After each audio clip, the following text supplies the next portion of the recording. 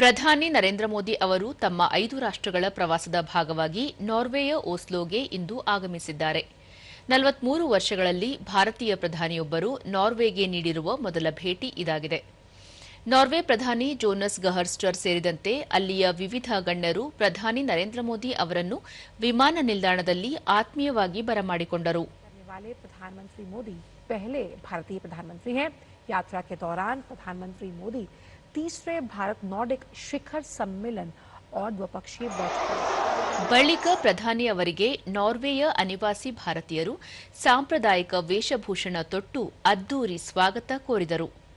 ಬೆಳಿಗ್ಗೆಯಿಂದಲೇ ಪ್ರಧಾನಿ ಅವರ ಆಗಮನಕ್ಕಾಗಿ ಕಾಯುತ್ತಿದ್ದ ಸಾವಿರಾರು ಅನಿವಾಸಿ ಭಾರತೀಯರು ಪ್ರಧಾನಿ ಅವರನ್ನು ಆತ್ಮೀಯವಾಗಿ ಬರಮಾಡಿಕೊಂಡರು. ನಾರ್ವೆಯಲ್ಲಿನ ಅನಿವಾಸಿ ಭಾರತೀಯರು ಪ್ರಧಾನಿ ಅವರಿಗೆ ಭಾರತೀಯ ಶಾಸ್ತ್ರೀಯ ಸಂಗೀತ ಮತ್ತು ನೃತ್ಯದ ಜೊತೆಗೆ ಪಾಶ್ಚಿಮಾತ್ಯ ಸಂಗೀತಗಳ ಜುಗಲ್ಬಂದಿಯ ರಸದೌತಣ ಉಣಬಡಿಸಿದರು.